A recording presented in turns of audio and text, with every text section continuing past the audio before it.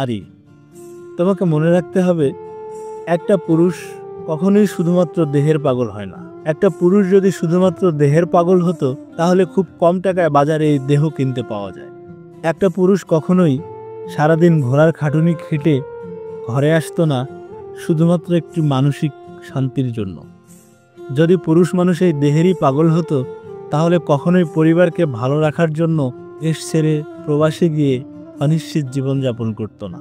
তোমাকে বুঝতে হবে, পুরুষ মানুষ তোমার দায়িত্ব নিয়েছে বলে, তোমাকে ভালোবাসে বলেই বারবার তোমার কাছে একটু মানসিক শান্তির জন্য ফিরে আসে।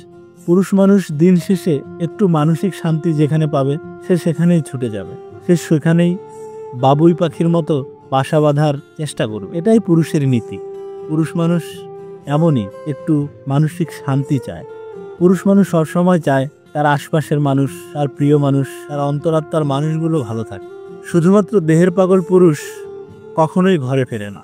শুধুমাত্র দেহের পাগল পুরুষ মানুষ নিজের জন্য ঈদের কেনাকাটা না করে পরিবারের জন্য করে না।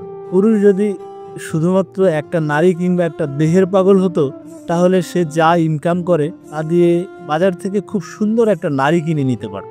কটা পুরুষ এক নারীতে আসক্ত হয়ে তার সারাটা জীবন তার ভালোবাসার প্রমাণ দিতে গিয়ে তার সকল আশা আকাঙ্ক্ষা বিসর্জন দিয়ে দিতে পারে, দেশ ছেড়ে প্রবাসে গিয়ে বছরের পর বছর পড়ে থাকতে পারে। সেটা বোঝানোর চেষ্টা করে আমি শত কষ্টের বিনিময়ে আমার পরিবারকে ভালো রাখতে চাই। আমার পরিবার হাসুক, আমার প্রিয় মানুষ ভালো থাক, আমার বাচ্চা কাচ্চা একটা সুস্থ সুন্দর পরিবেশে বেড়ে উঠুক, তাদের একটা সুনিশ্চিত ভবিষ্যৎ হোক। এগুলো নিয়ে চিন্তা করেই পুরুষ মানুষ তার শখ আহ্লাদ বিসর্জন দিয়ে সারাদিন ঘোড়ার খাটুনি খাটে কিংবা দেশ ছেড়ে প্রবাসে গিয়ে লাখ টাকা ঋণের বোঝা মাথায় নিয়ে অনিশ্চিত জীবনযাপন করে। তবুও পুরুষ মানুষ চায় আমার পরিবার, আমার প্রিয় মানুষ স্বাচ্ছন্দ্যে থাকুক।